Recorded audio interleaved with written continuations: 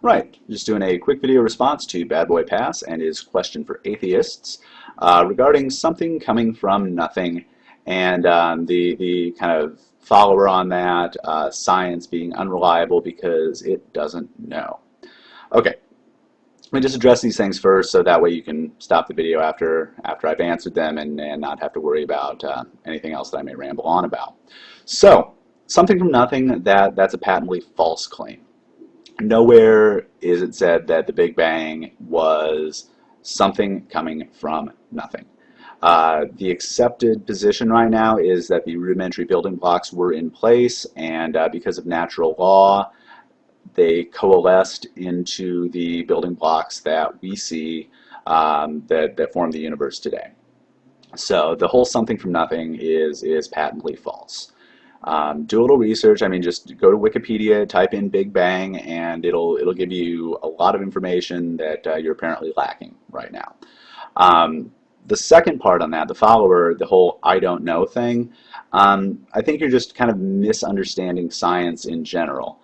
Science is actually comfortable saying we don't know, but it's usually followed up with we're working on it, or here's where the evidence points. We may not know definitively, and that's another thing. Science doesn't really claim to be definitive. It's always waiting for either new information that follows a existing theory or information that will come out to contradict and falsify a theory, thus replacing it with better, more established information. So that out of the way, that's pretty much my answer, that the whole something from nothing claim is patently false. No one claims that something came from nothing, and that science is quite comfortable saying we don't know, and we're working on it. We don't know, but here's where the current evidence points. Now, let's get on to the creationism part, because creationism, it would seem to me, is implying just that. It's implying that something did come about from nothing. At some point or points in the past, God or an intelligent designer, depending on which one you want to believe in, I think it's pretty apparent that you do believe in the Judeo-Christian God of the Bible. Although you say it's a not religious video, you do spend a good deal of time invoking God and talking about biblical stories.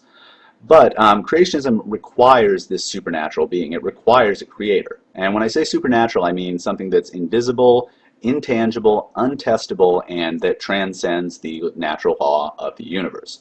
I think that would be God on all counts, right? He's eternal, uncreated, not bound by the laws of the universe, so therefore it's totally natural for him to be outside of it and whatnot. So my question then, kind of following on that, is if God or a God or gods or an intelligent designer did design life and create something from nothing, how did they do that? How did they bring about something from nothing? What processes were used? And then when? At what point or points did that take place? I mean, the scientific evidence points to the universe being billions of years old, the Earth being somewhere in the neighborhood of 4.6 billion years, and so on. Let me just go on to your pride in not going to college or obtaining a degree or having studied science, yet you're making these claims about something that's kind of a cornerstone of science, be it evolution or be it cosmology.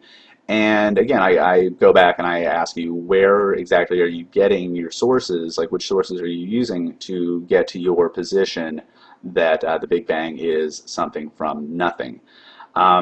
It must just be a coincidence then that scientists, holders of PhDs, especially those in the fields of evolutionary science and biology and earth science, they almost universally accept evolution.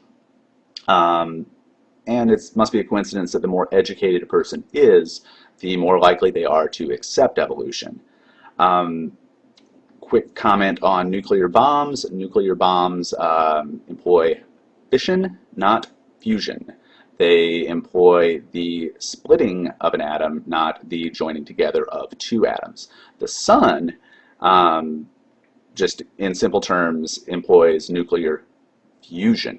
It fuses elements together into heavier elements. again, I think I've covered most of everything. I just want to get to the part about the Big Bang somehow being the foundation of atheism. No, the lack of evidence for any God, let alone the Judeo-Christian God, let alone anything supernatural, there's just not evidence for it. And as has been put quite succinctly, absence of evidence is evidence of absence. They're beyond claims from the Bible, which is begging the question and is kind of a self-fulfilling prophecy. It's true because it says it's true. There's really personal anecdote.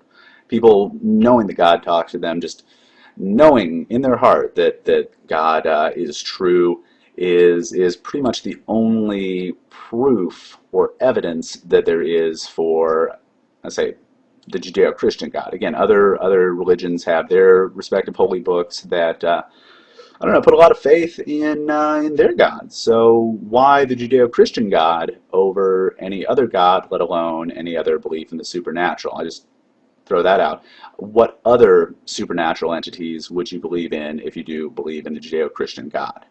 And finally, as far as you being able to have answers for everything and priding yourself on having an answer, whereas science is okay saying, I don't know, your answers are just that. They are an answer. They're not the answer. Um, you're just replacing an honest, I don't know, with God did it.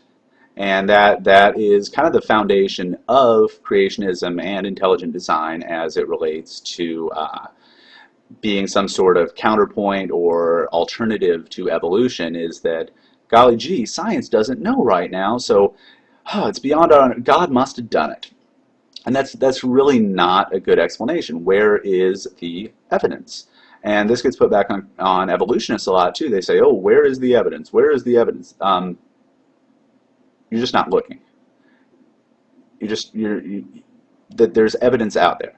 I mean, from the fossil record to radiometric dating, I mean, it all comes into play for genetics. Oh, sorry, genetics is something that comes into play for evolution. Sorry, but I think I got to everything I wanted to get to. Um, Hope you watched this whole thing. I'd be really interested to hear some of your responses, and I hope I answered your questions satisfactorily. So.